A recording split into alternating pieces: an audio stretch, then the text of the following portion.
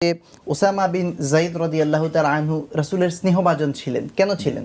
এখানে একটা গুরুত্বপূর্ণ বিষয় হচ্ছে যে ওসামা ইবনে যায়েদ রাদিয়াল্লাহু তাআলা আনহু তিনি যখন জন্মগ্রহণ করেন তখন মুসলমানদের উপরে কাফেরদের কিন্তু প্রচণ্ড একটা জুলুম নির্যাতন নিষ্পেষণ চলছিল। যেমন একটা সময় কেউ ইমানের পরিচয় নিয়ে প্রকাশ্যে আসতে পারছিল না বা আসার পরে তাদেরকে প্রচণ্ড নির্যাতন করা হচ্ছিল এবং খুব রাসূল সাল্লাল্লাহু আলাইহি ওয়াসাল্লাম নিজেও আক্রান্ত ছিলেন। এমন একটা সময় যখন রাসূল সাল্লাল্লাহু আলাইহি ওয়াসাল্লাম তার অত্যন্ত প্রিয়ভাজনের ঔরজাত সন্তানের সংবাদ শুনে তিনি খুব খুশি হয়েছিলেন, ছেলে সন্তান হয়েছে।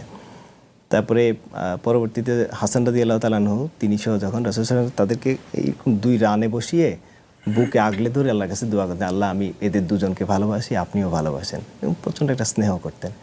এবং তিনি একবার দোয়া করেছিলেন, মানে লানত করে দোয়া করেছিলেন যে যারা ওসামার থেকে সৈন্যবাহিনী থেকে নিজেদেরকে সরিয়ে নেবে রাসূল তাদেরকে লানত করেছেন।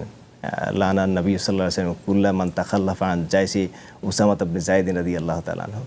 তার স্নেহের জায়গাটা অত্যন্ত গুরুত্বপূর্ণ ছিল, খুব এটা ছিল তার পারিবারিক পরিসরে বড় হবার সুযোগ, আর তার মেধা, বুদ্ধি, বিচক্ষণতা এবং তাকওয়া পরহেজগারি খুব বেশি ছিল। তিনি শৈশবে যেমন খুব মেধাবী ছিলেন এবং পরিণত বয়সে তিনি রাসূল সাল্লাল্লাহু আলাইহি ওয়াসাল্লামের দৃষ্টি আকৃষ্ট করার সুযোগ পেয়েছিলেন তার মেধা, বুদ্ধিমত্তা, একই সাথে তার তাকওয়া পরহেজগারি দিয়ে।